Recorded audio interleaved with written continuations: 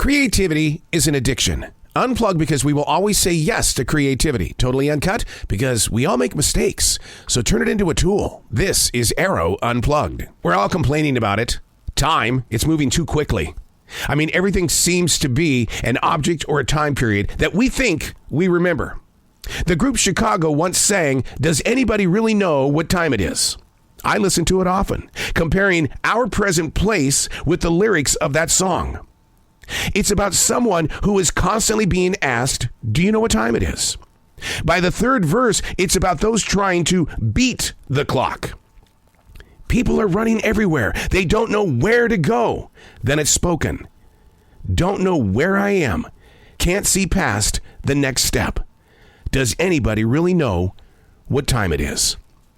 Hey, it's Arroe. This is The Daily Mess, a chronological walk through an everyday world. I am a daily writer. This is the kind of stuff I love to dive in. Sure, I always dreamed of being a novel writer. Oh man, I would love to write a great murder mystery. But that's not where my writing instrument takes me.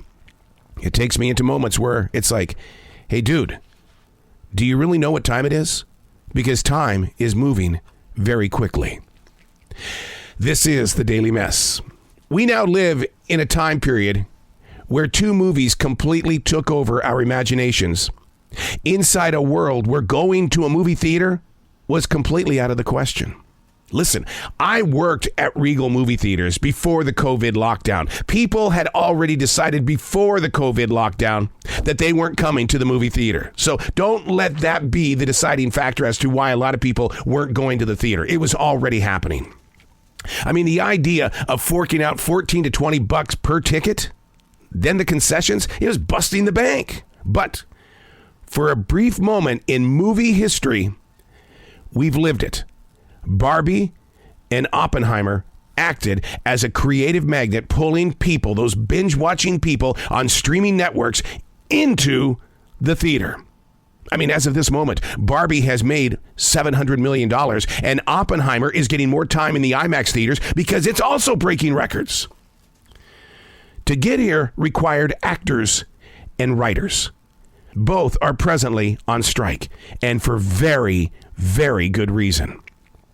In what seemed to be the golden age of the rebirth of television, and hopefully a return to movie theaters, is turning into every reason why people will go to their smartphone and say, hey, look, if they're not going to give me entertainment, I'm going to create reality and I'm going to post it on TikTok and YouTube and whoever else will allow me to put these homemade entertainment features up. It's a time of evolution. We finally get people back into the theater and something stands in the way. A strike. You kind of read about it, but is anything being done? I totally grasp the idea of how powerful AI is and how something in the background, a physical feature of a man or a woman's face, can be easily taken and put in several other movies in the future. Writers should be paid. Actors should be paid. It is the art that they bring to the entertainment. It is more than just a self or a personal want or need.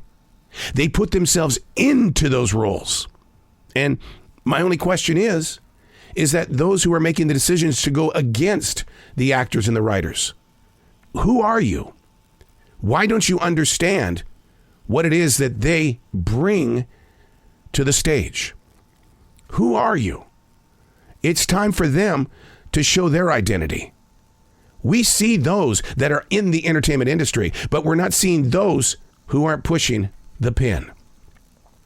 It's time to find respect for the artist, the actor, the directors, the producers, the writers, even the grips.